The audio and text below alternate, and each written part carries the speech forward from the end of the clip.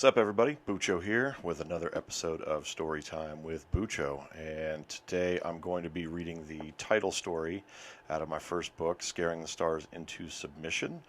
I guess a little backstory on this particular collection that I don't think I've talked about before. This collection started as kind of a project after grad school.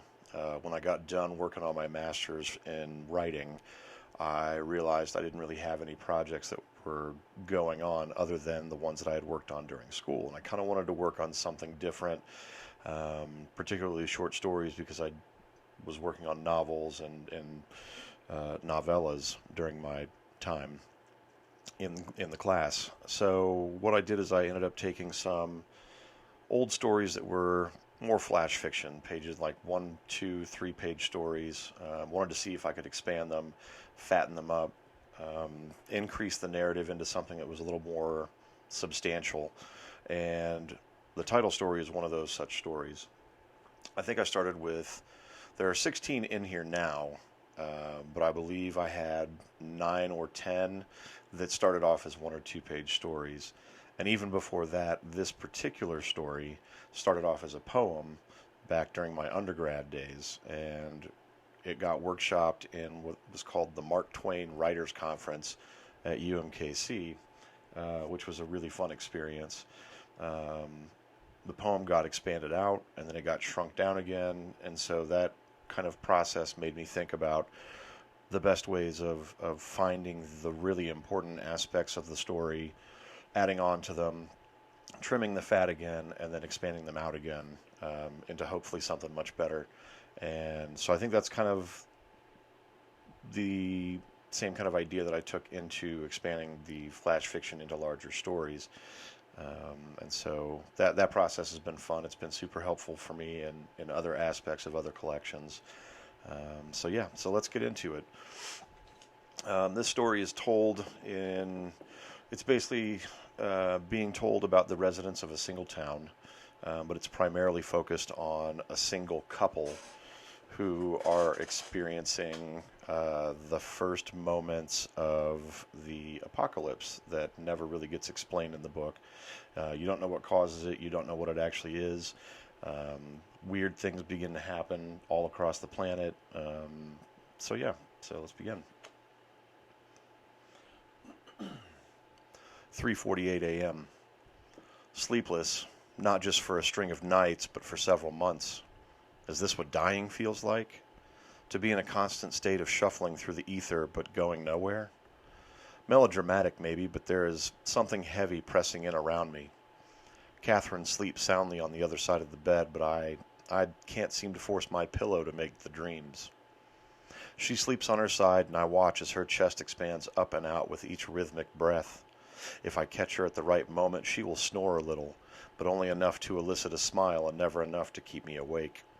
She denies that she does this, but I hear it. I know it to be true. The sheets are warm between us. Our collective body heat has sucked out the coolness found at the moment we slip beneath them. My pillows are the same, warm up to the touch, with no cool side to flip over and rest upon. I sit up against the headboard and stare out into the dark room. I know the furniture. I could walk this room blind and never touch a thing, but my eyes eventually adjust, and I get up quietly so as not to wake her. I won't be returning to bed anytime soon. Once I'm up for the entire measure of the day. I head down the hall to the guest bathroom and take care of my morning business. In the kitchen, I slide open the window above the sink, turn on the exhaust fan over the stove, and light a cigarette. I exhale through the window. The smoke from the cigarette disappears up into the vent.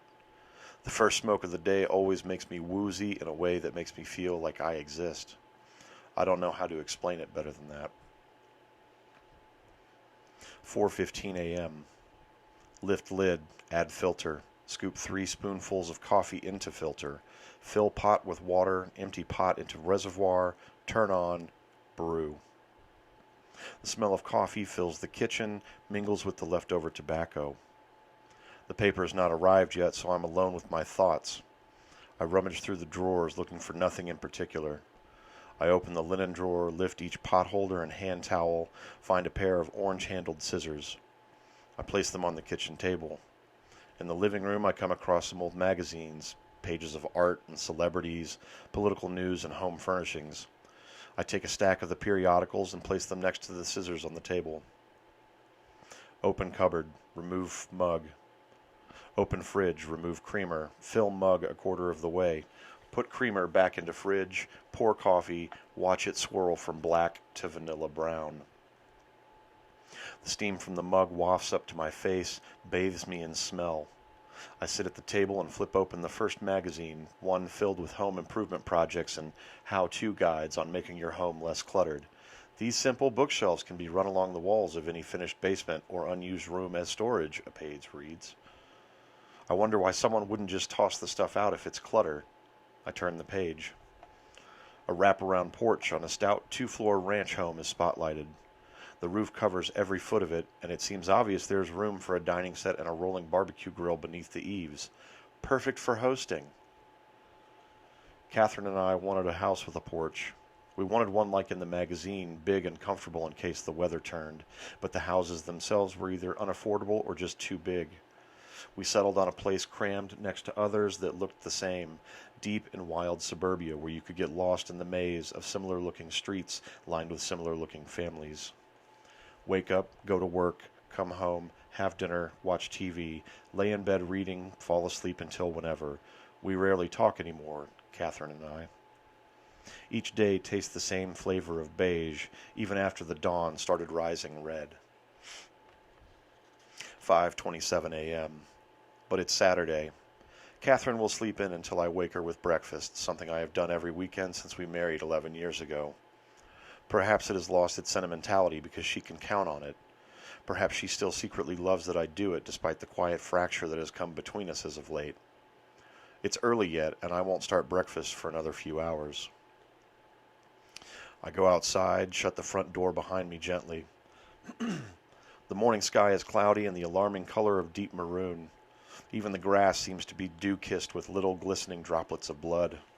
Unnerving at first, this change in the weather and morning routine, but we adapted. It's what we do, I suppose. Change our routine into something unexpected, and we adjust to it accordingly. We thought the red skies would dissipate, that some scientific phenomenon had occurred, but they stuck around, and we later heard they were man-made. The fear never really left, but it's abated, tamped down, simmering just below the surface and ready to come back out and play sometime. Maybe we've just adjusted to the fear, infused it into our daily living. We've heard 1,000 excuses for it all, never truly believing any of them. Solar flares, the Earth moving closer to the sun, though we weren't getting any hotter. Airborne pollutants mixing with atmospheric molecules, so on. I don't claim to know much, but these all sounded like nonsense to me. One day the sky was perfect blue, and the next day looked like the world had been painted in blood by some new millennial angel of death. We felt like aliens on our own planet. Perhaps some still feel that way. It's understandable. I walk around the perimeter of the house and pull random weeds from the dying flower bed. Without proper sunlight, our lawns have withered, but we keep on trying to play house. What else are we to do? Nightly news is one note and depressing, but there's always been work to be done around the house. We try to forget the red is what's killing the flowers and work at the garden anyway. Doing something helps in the forgetting, but we know it's a Sisyphean thing. I often forget to put shoes on before coming out in the morning, and today is no different. The grass feels lush between my bare toes. When this happens, I like to imagine I can feel the grass growing up and out, covering me like vines as it tickles its way across every inch of skin. 5:43 a.m. I carry the weeds to the garbage cans on the side of the house. From the corner of my eye, I see an object in our backyard. The sun peeks up over the horizon and blinds my line of sight, burns corona images onto the back of my eyelids. It's a large thing, squatting perfectly in the center of our backyard and rising several feet higher than the fence. I cannot remember it being there last night, and I've heard no one make any noise near the house since waking. I place my hand over my eyes, try to block out the sun. No good. I pass through the chain-link gate and shuffle through the grass. The dew feels especially nice, but my feet are covered in grass clippings now and start to itch. The object is massive. I walk around it twice, once clockwise and once counterclockwise. I think I'm just tired, maybe just seeing things, perhaps hallucinating. It is a fluffed kind of round shape, but not perfectly so, and seems to hover just an inch or so above the lawn. I get down on my knees and press my face to the ground. I see right through to the back fence. Cotton candy. The freeze screams in my head. It is a giant ball of cotton candy. Of course, this can't be right, but the texture, the look. I imagine burying my face into its gossamer surface, biting into it and swallowing the tendrils of whatever it is made of. I imagine it tasting oversweet as it melts on my tongue. I lean in closer, inhale. It smells like sky and rain, snow and lightning.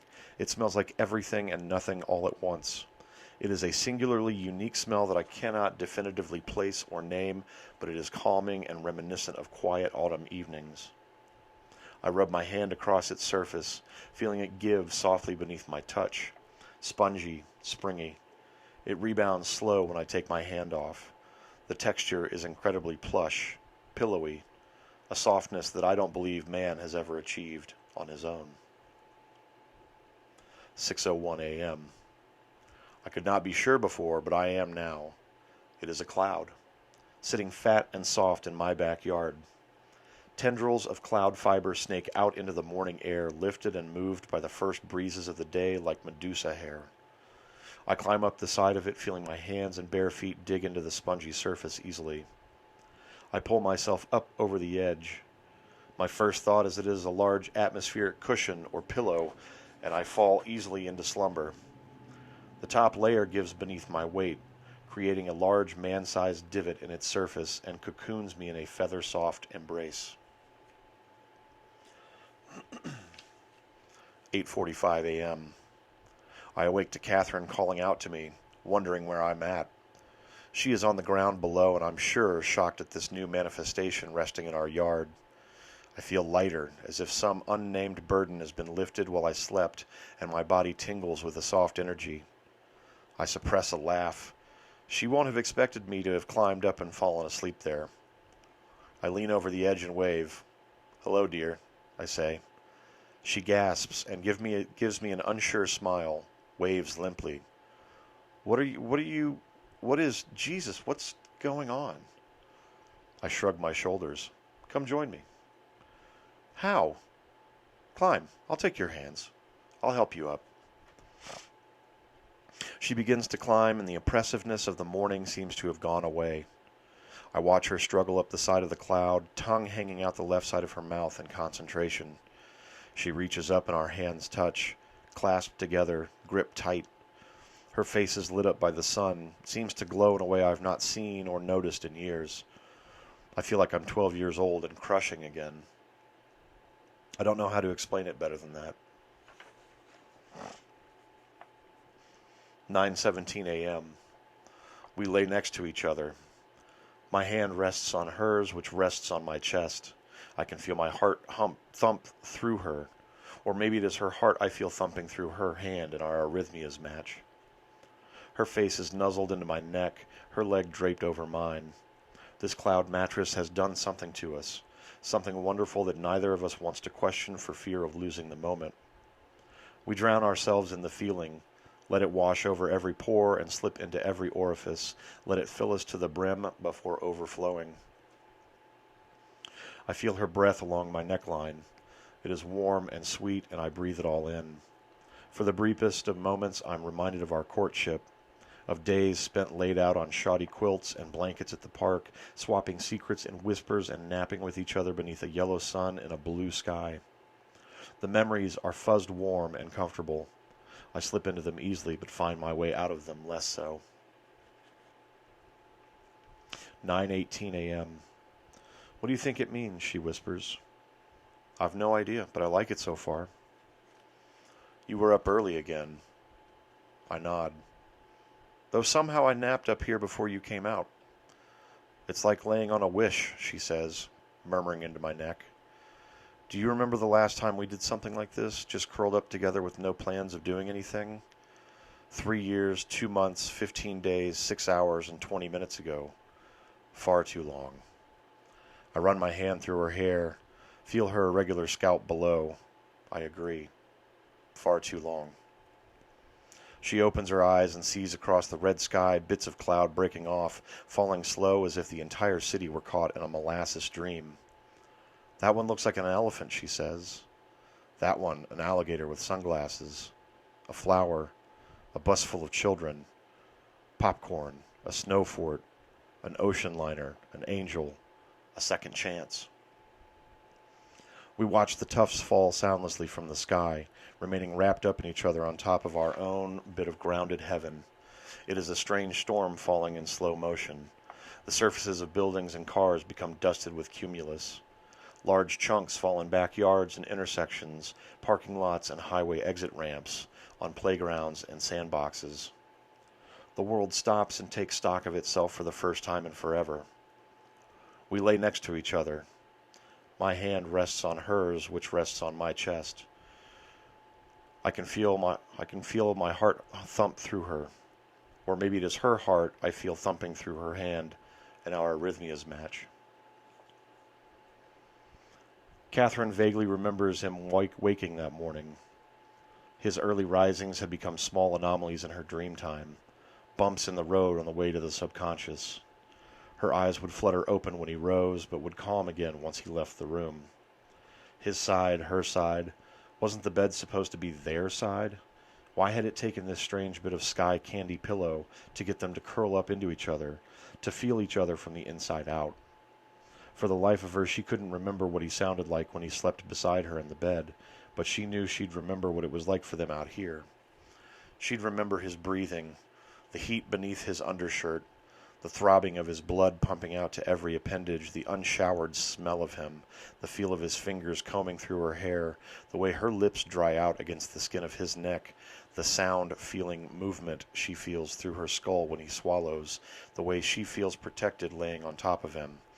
Before she awoke in their bed, she saw, confined in black, not swimming, not moving, simply there, feet planted in a nothing ground. From the black a hand extends, gives her a bouquet of day-glow yellow daisies.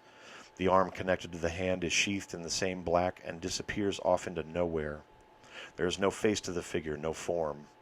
She presses her nose into the middle of the bouquet, feels the petals tickle her nose and cheeks, rubs them across her lips, and feels their color melt on her face.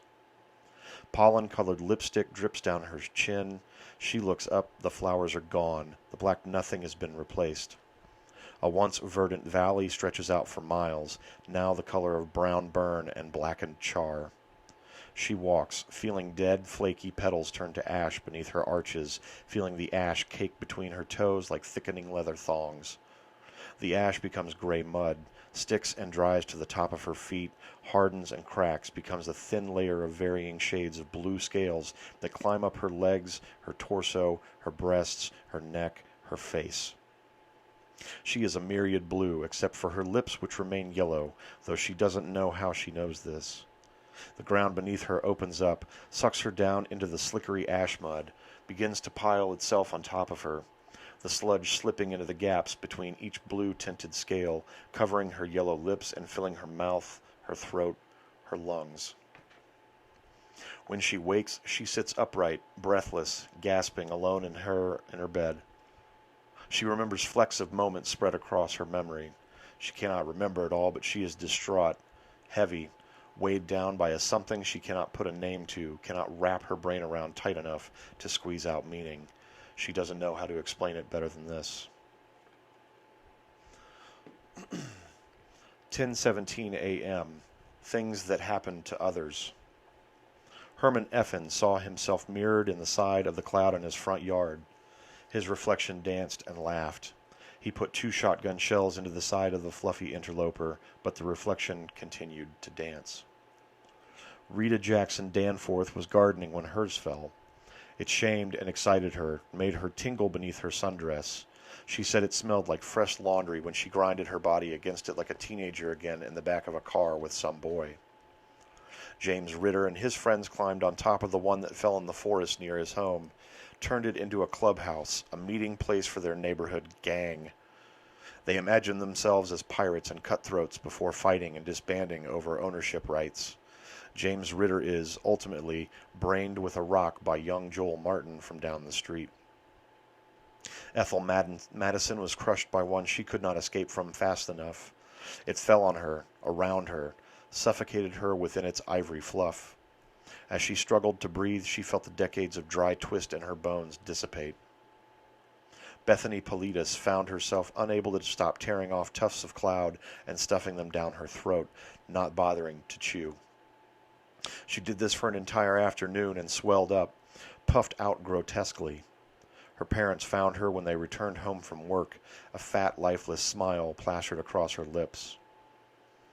Roger Matheson cut large swaths of cloud off, replaced his mattress with the stuff.